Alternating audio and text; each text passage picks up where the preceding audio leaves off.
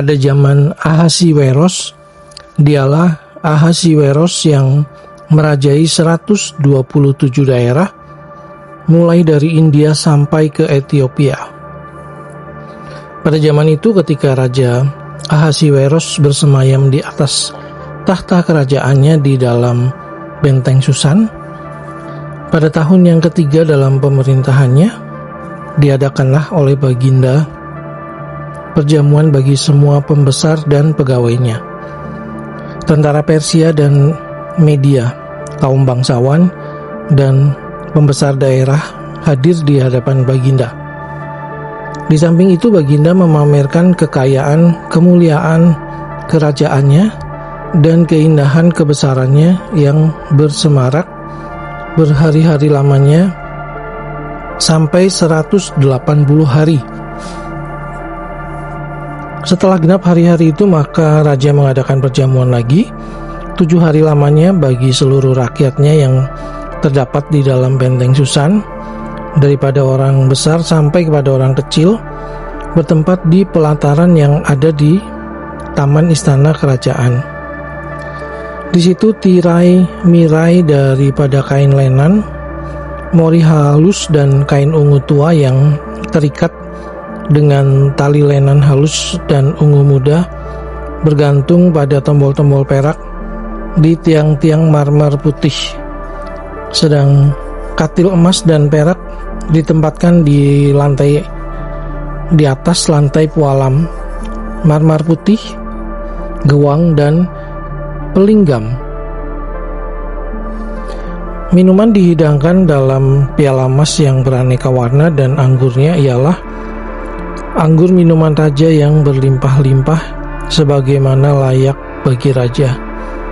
Adapun aturan minum ialah tiada dengan paksa, karena beginilah disyaratkan raja kepada semua bentara dalam, supaya mereka berbuat menurut keinginan tiap-tiap orang. Juga Wasti sang ratu mengadakan perjamuan bagi semua perempuan di dalam istana Raja Ahasiweros. Pada hari yang ketujuh, ketika raja riang gembira hatinya karena minum anggur, bertitahlah Baginda kepada Mehuman, Bista, Harbona, Bikta, Abakta, Zetar, dan Karkas, yakni ketujuh sida-sida yang bertugas di hadapan Raja Ahasiweros, supaya mereka membawa Wasti sang ratu dengan memakai mahkota kerajaan menghadap raja untuk memperlihatkan kecantikannya kepada sekalian rakyat dan pembesar-pembesar, karena sang ratu sangat elok rupanya. Tetapi Ratu Wasti menolak untuk menghadap menurut titah raja yang disampaikan oleh sida-sida itu, sehingga sangat geramlah raja dan berapi-apilah murkanya. Maka bertanyalah raja kepada orang-orang arif bijaksana, orang-orang yang mengetahui kebiasaan zaman, karena demikianlah biasanya masalah-masalah raja dikemukakan kepada para ahli undang-undang dan hukum.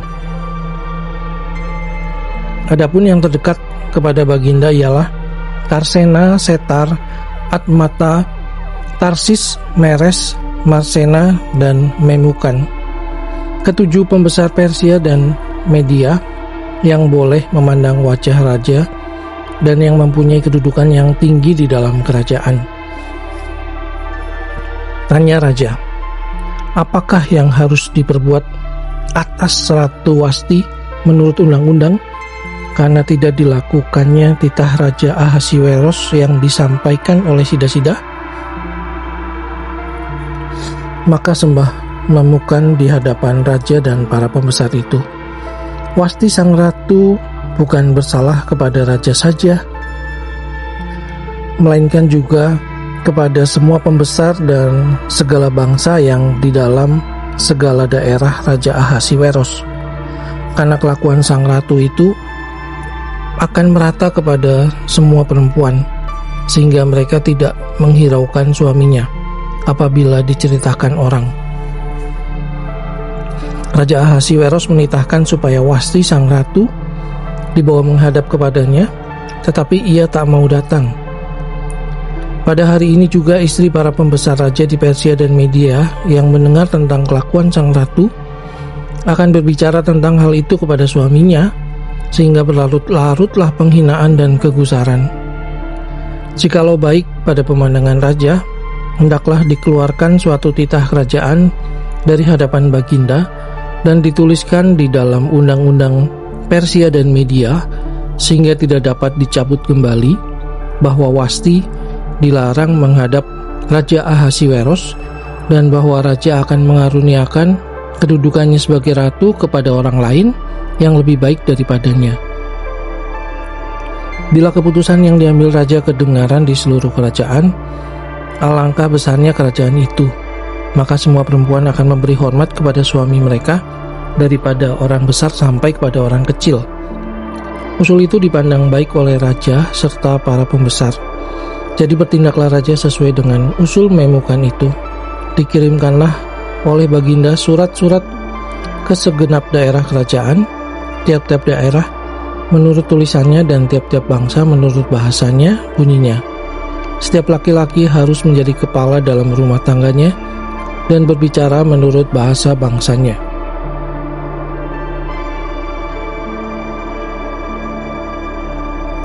Sesudah peristiwa-peristiwa ini, setelah kepanasan murka Raja Ahasiweros surut, terkenanglah baginda kepada Wasti dan yang dilakukannya, dan kepada apa yang diputuskan atasnya. Maka sembah para biduanda raja yang bertugas pada baginda.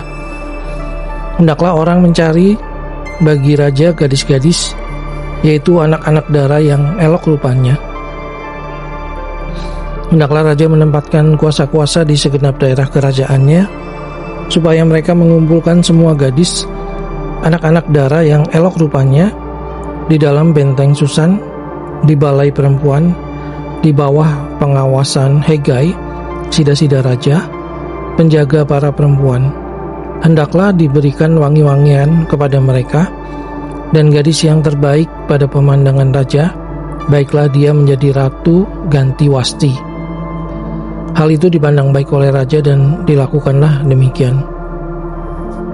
Pada waktu itu ada di dalam benteng Susan seorang Yahudi yang bernama Mordekai bin Yair bin Simei bin Kis, seorang Benyamin yang diangkut dari Yerusalem sebagai salah seorang buangan yang turut dengan Yekonia Raja Yehuda.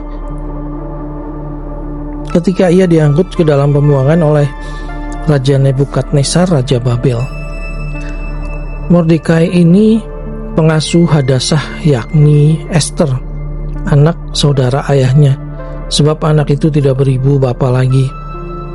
Gadis itu elok perawakannya dan cantik parasnya. Ketika ibu bapanya mati, ia diangkat sebagai anak oleh Mordekai. Setelah titah dan undang-undang raja tersiar dan banyak gadis dikumpulkan di dalam benteng Susan di bawah pengawasan Hegai, maka Esther pun dibawa masuk ke dalam istana raja di bawah pengawasan Hegai, penjaga para perempuan. Maka gadis itu sangat baik pada pemandangannya dan menimbulkan kasih sayangnya, sehingga Hegai segera memberikan wangi-wangian dan pelabur kepadanya, dan juga 7 orang dayang-dayang yang terpilih dari isi istana raja, kemudian memindahkan dia dengan dayang-dayangnya ke bagian yang terbaik di dalam balai perempuan. Esther tidak memberitahukan kebangsaan dan asal-usulnya karena dilarang oleh Mordekai. Tiap-tiap hari berjalan-jalanlah Mordekai di depan pelataran balai perempuan itu untuk mengetahui bagaimana keadaan Esther dan apa yang akan berlaku atasnya. Tiap-tiap kali seorang gadis mendapat giliran untuk masuk menghadap Raja Ahasiweros, dan sebelumnya ia dirawat menurut peraturan bagi para perempuan selama 12 bulan, sebab seluruh waktu itu digunakan untuk pemakaian wangi-wangian. 6 bulan untuk memakai minyak mur dan 6 bulan lagi untuk memakai minyak kasai serta lain-lain wangi-wangian perempuan. Lalu gadis itu masuk menghadap raja, dan segala apa yang dimintanya harus diberikan kepadanya untuk dibawa masuk dari balai perempuan ke dalam istana raja. Pada waktu petang ia masuk dan pada waktu pagi ia kembali.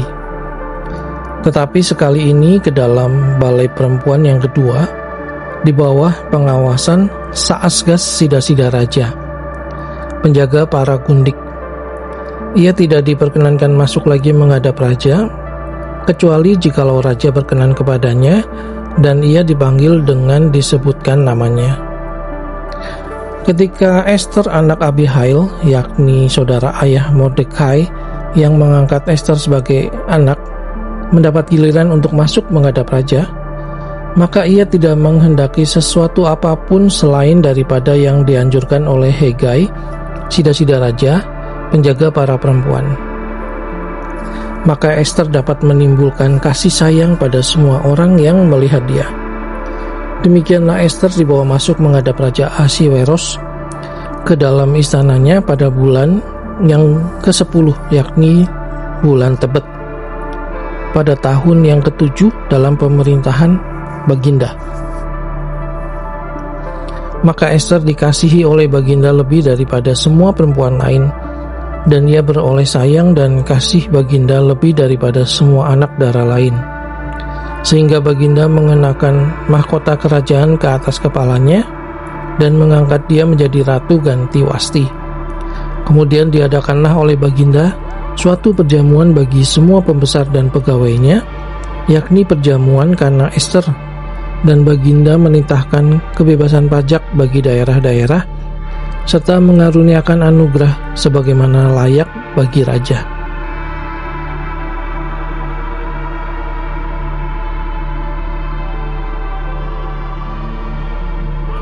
Selama anak-anak dara dikumpulkan untuk kedua kalinya, Mordekai duduk di pintu gerbang istana raja.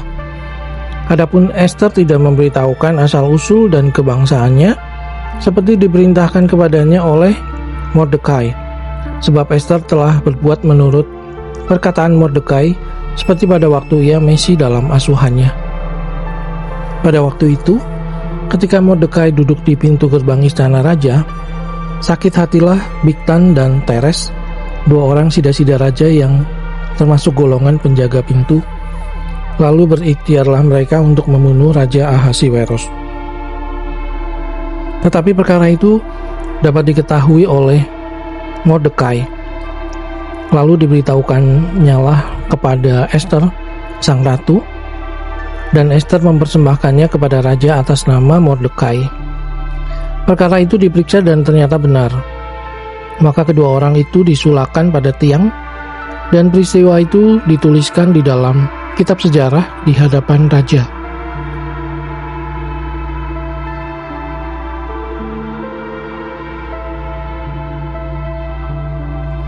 Sesudah peristiwa-peristiwa ini, maka Haman bin Hamedata orang Agag dikaruniailah kebesaran oleh Raja Ahasiweros, dan pangkatnya dinaikkan serta kedudukannya ditetapkan di atas semua pembesar yang ada di hadapan Baginda. Dan semua pegawai raja yang di pintu gerbang istana raja berlutut dan sujud kepada Haman, sebab demikianlah diperintahkan raja tentang dia. Tetapi Mordekai tidak berlutut dan tidak sujud. Maka para pegawai raja yang di pintu gerbang istana raja berkata kepada Mordekai, "Mengapa engkau melanggar perintah raja?" Setelah mereka menegur dia berhari-hari dengan tidak didengarkannya juga, maka hal itu diberitahukan merekalah kepada Haman untuk melihat apakah sikap Mordekai itu dapat tetap, sebab ia telah menceritakan kepada mereka bahwa ia orang Yahudi. Ketika Haman melihat bahwa Mordekai tidak berlutut dan sujud kepadanya, maka sangat panaslah hati Haman. Tetapi ia menganggap dirinya terlalu hina untuk membunuh hanya Mordekai saja, karena orang telah memberitahukan kepadanya kebangsaan Mordekai itu. Jadi Haman mencari ikhtiar memusnahkan semua orang Yahudi, yakni bangsa Mordekai itu, di seluruh kerajaan Ahasiweros. Dalam bulan pertama, yakni bulan Nisan, dalam tahun yang ke-12 zaman Raja Ahasiweros, orang membuang pur yakni undi di depan Haman, hari demi hari dan bulan demi bulan, sampai jatuh pada bulan yang ke-12, yakni bulan Adar. Maka sembah Haman kepada Raja Ahasiweros. Ada suatu bangsa yang hidup tercerai-berai dan terasing di antara bangsa-bangsa di dalam seluruh daerah kerajaan Tuanku. Dan hukum mereka berlainan dengan hukum segala bangsa, dan hukum raja tidak dilakukan mereka, sehingga tidak patut bagi raja membiarkan mereka leluasa. Jikalau baik pada pemandangan raja, hendaklah dikeluarkan surat titah untuk membinasakan mereka. Maka hamba akan menimbang perak 10.000 tentara dan menyerahkannya kepada tangan para pejabat yang bersangkutan, supaya mereka memasukkannya ke dalam perbendaharaan raja. Maka raja mencabut cincin meterainya dari jarinya, lalu diserahkannya kepada Haman bin Hamedata orang Agag, seteru orang Yahudi itu. Kemudian titah raja kepada Haman, perak itu terserah kepadamu, juga bangsa itu, untuk kau perlakukan seperti yang kau pandang baik. Maka dalam bulan yang pertama pada hari yang ke-13, dipanggillah para panitera raja, lalu sesuai dengan segala yang diperintahkan Haman, ditulislah surat kepada wakil-wakil raja, kepada setiap bupati yang menguasai daerah, dan kepada setiap pembesar bangsa, yakni kepada tiap-tiap daerah menurut tulisannya, dan kepada tiap-tiap bangsa menurut bahasanya. Surat itu ditulis atas nama Raja Ahasiweros dan dimeterai dengan cincin meterai raja.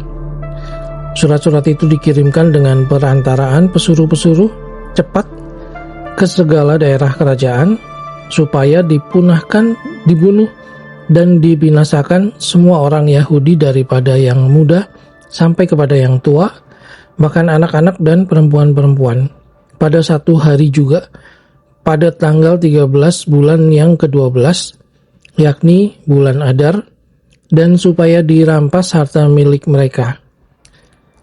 Salinan surat itu harus diundangkan di dalam tiap-tiap daerah, lalu diumumkan kepada segala bangsa, supaya mereka bersiap-siap untuk hari itu. Maka dengan tergesa-gesa berangkatlah pesuruh-pesuruh cepat itu atas titah raja, dan undang-undang itu dikeluarkan di dalam benteng Susan. Sementara itu raja serta Haman duduk minum-minum, tetapi kota Susan menjadi gempar.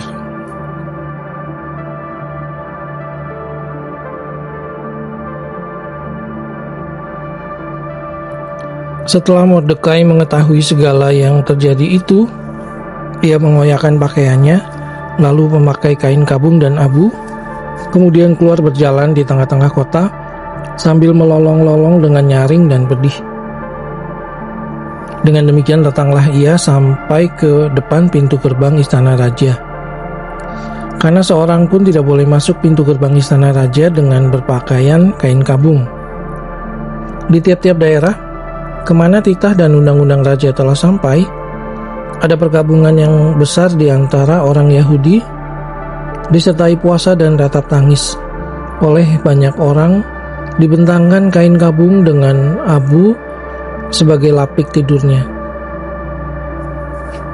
Ketika dayang-dayang dan sida-sida Ester memberitahukan hal itu kepadanya, maka sangatlah risau hati sang ratu, lalu dikirimkannyalah pakaian supaya dipakaikan kepada Mordekai dan supaya ditanggalkan kain kabungnya daripadanya, tetapi tidak diterimanya. Maka Ester memanggil Hatah, salah seorang sida-sida raja yang ditetapkan baginda melayani dia, lalu memberi perintah kepadanya menanyakan Mordekai untuk mengetahui apa artinya dan apa sebabnya hal itu. Lalu keluarlah Hatah mendapatkan Mordekai di lapangan kota yang di depan pintu gerbang istana raja. Dan Mordekai menceritakan kepadanya segala yang dialaminya, serta beberapa banyaknya perak yang dijanjikan oleh Haman akan ditimbang untuk perbendaharaan raja, sebagai harga pembinasaan orang Yahudi, juga salinan surat undang-undang yang dikeluarkan di Susan untuk memunahkan mereka itu. Diserahkannya lah kepada Hatta supaya diperlihatkan dan diberitahukan kepada Ester.